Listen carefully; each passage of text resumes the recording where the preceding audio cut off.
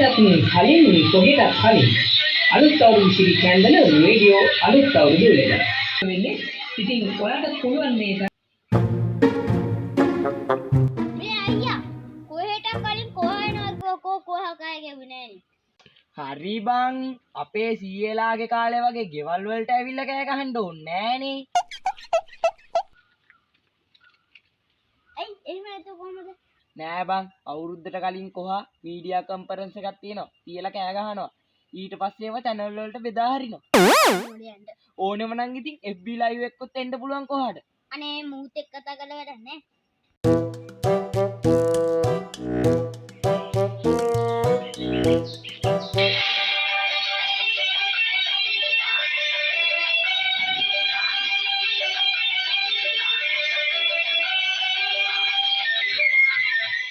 ඒ වගේම මතක් කරන්න ඕනේ අද අප්‍රේල් මාසයේ 13 වෙනිදා පරණ අවුරුද්ද දවස.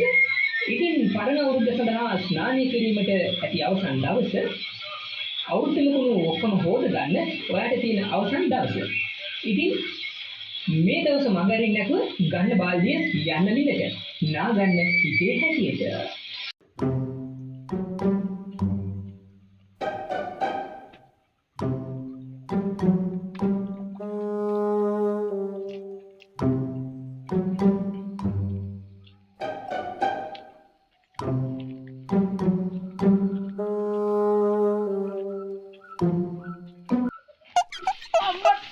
ඔබට නම් දෙනවා මල්ලි අද.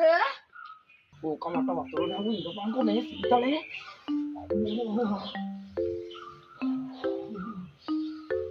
දැන් නාපන්කෝ. පළවෙනි වතුර එක අපේ අම්මා කියලා තියන්නේ අයින් කරන්න.